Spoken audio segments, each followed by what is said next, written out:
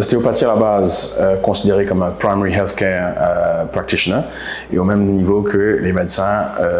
Donc, on n'a pas forcément besoin d'être référé par un médecin pour qu'on vienne voir l'ostéopathe. Comparativement aux kinés, physio c'est la même chose avec des terminologies un peu différentes. Où à la base, à l'origine, c'était créé pour que justement ils font le travail que les médecins ne pouvaient pas faire, donc tout ce qui est rééducation, réhabilitation, etc. etc. Donc quand un patient va venir voir l'ostéopathe, on prend en charge dès le début, donc on fait le diagnostic et on fait le soin jusqu'à ce que le patient soit remis sur pied. Et puis avec le kiné, c'est pas tout à fait pareil dans le sens que les médecins vont référer, vont donner une prescription, ils vont venir voir le kiné, faire le parcours de santé avec le kiné qui prend en charge tout ce qu'il faut prendre en charge.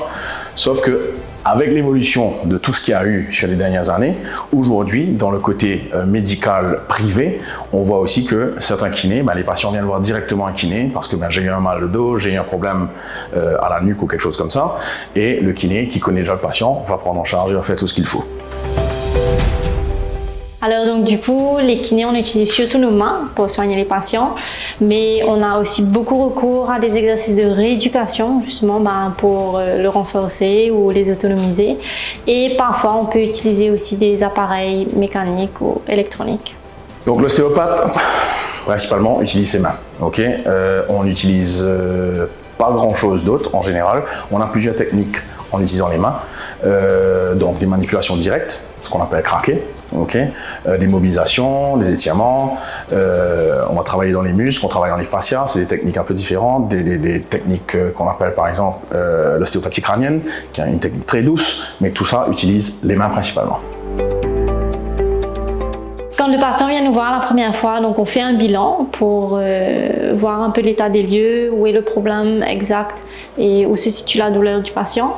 Et de là, le patient va venir nous voir à intervalles réguliers sur plusieurs séances, puisque souvent on intègre des exercices de rééducation qui vont venir faire avec nous donc, dans notre salle de rééducation, et on donnera aussi des exercices que le patient devra faire chez eux pour pouvoir les rendre le plus autonomes possible dans la gestion de leur pathologie. Donc, dépendant de pourquoi le patient vient nous voir, on peut avoir des patients qui viennent, qui sont bloqués simplement et qu'en une manipulation, un travail, et c'est fait, ils peuvent rentrer chez eux et puis on ne les revoit pas. Comme on peut avoir des patients où on a besoin de plusieurs séances pour pouvoir travailler plus en profondeur, dépendant des problèmes. Donc, on va utiliser des techniques variantes à ce moment-là et la prise en charge peut être singulière ou plurielle.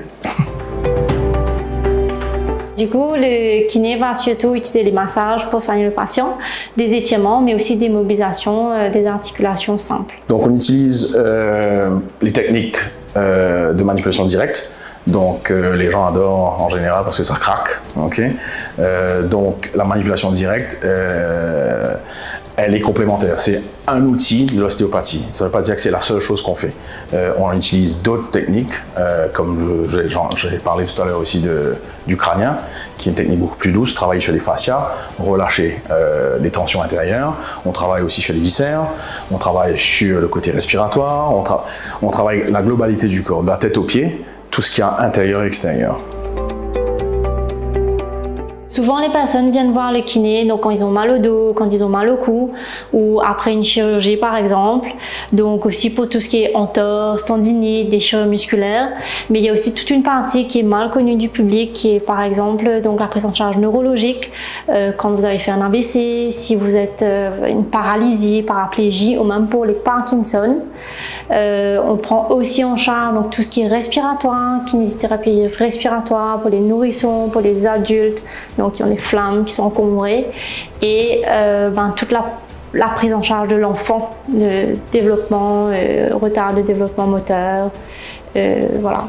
Techniquement, on peut voir un ostéopathe pour n'importe quoi. On n'a pas besoin forcément d'avoir un problème spécifique. Qui est la plus grosse question, c'est quand est-ce que je viens voir l'ostéo, quand je vais voir le kiné, si j'ai un problème de dos, qui je vais voir. Mais ça peut être pour tout. On soigne tous les maux à tous les niveaux et on fait aussi de la prévention. On a beaucoup de patients qui viennent en prévention et pas juste quand ils ont mal. Donc le mot de la fin, c'est que je pense que kiné et ostéo sont deux métiers totalement différents mais très complémentaires. Donc souvent on travaille ensemble pour pouvoir soigner le patient dans sa globalité. On a construit Yacht avec l'idée derrière, c'était d'avoir justement des kinés, des ostéos et d'autres thérapeutes. Parce que pour nous, on aime ce travail en équipe. C'est très complémentaire, ça se passe très régulièrement qu'un kiné va venir frapper à la porte de l'ostéo parce que s'il y a un bassin qui a bougé ou un truc comme ça et qu'on arrive et on rentre et on fait le travail et on repart. Et nous aussi, quand on a des problèmes avec un patient où on sait qu'on a besoin d'avoir un peu plus de temps de réhabilitation ou un travail plus en profondeur sur les muscles, on va taper à la porte du kiné, on dit est-ce que tu peux prendre le relais maintenant? Donc c'est ça un peu notre force à l'IACT, c'est qu'on a ce travail d'équipe et cet esprit d'équipe.